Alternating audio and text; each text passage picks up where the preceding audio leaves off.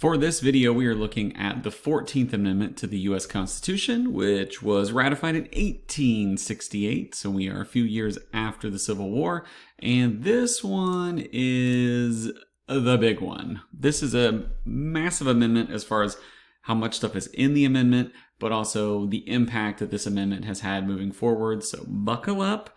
Strap in. We're going to be going through all 5 sections of this amendment, looking at the actual text and kind of explaining what it means. Okay?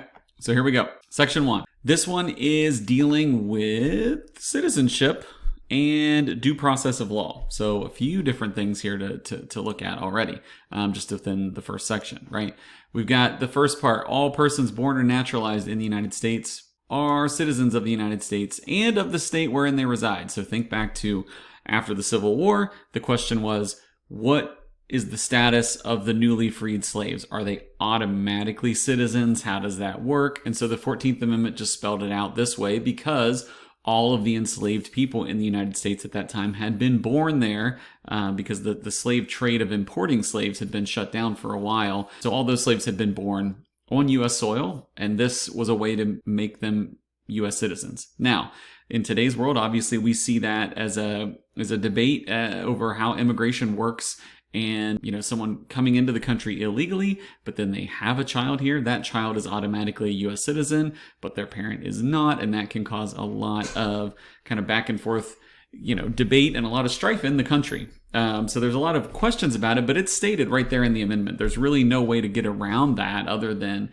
it would be a new amendment needed to change that. Otherwise, if you're born here, you are a citizen. Then the other part is they wanted to try to protect against the southern states mostly, but northern states also did some of this. Try to keep state governments from depriving people of these natural rights, life, liberty, property, without due process of law. So this was a way to take some of the protections that are in the Fifth Amendment for due process and other protections of the Bill of Rights and apply those to the state governments as well, saying that you also have these protections from the state governments. And so over time, the 14th Amendment has been used basically by courts through the decades to then extend Bill of Rights protections to citizens from their state government as well, meaning that those protections and freedoms that are guaranteed in the Bill of Rights also protect us from state governments. It's not just the federal government. And so all of that is packed into Section 1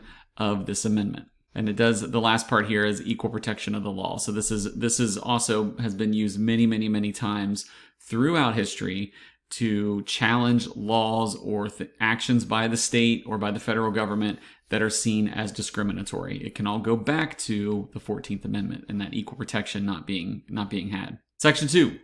This one deals, I'm not going to read all of this, but basically it is a way to make sure that we are dividing up representatives of the House of Representatives because we had to deal with the 3/5 compromise no longer applies because the slaves are now U.S. citizens and freed people. So how do they count towards the population for the House of Representatives? And so that's what Section 2 kind of deals with that there. Section 3 was dealing, again, aftermath of the Civil War and was looking at basically denying the ability of someone to serve in some of these offices of a senator or a representative, president or vice president, or any state offices if they had engaged in insurrection or rebellion against the U.S. Constitution. Basically, it was saying if you were part of the Confederacy, especially if you were high up in the leadership of the Confederacy, you were not allowed to come back in and serve in the U.S. government when that state rejoined the Union. Now, there was the ability for Congress to then vote. A 2/3 vote for each House of Congress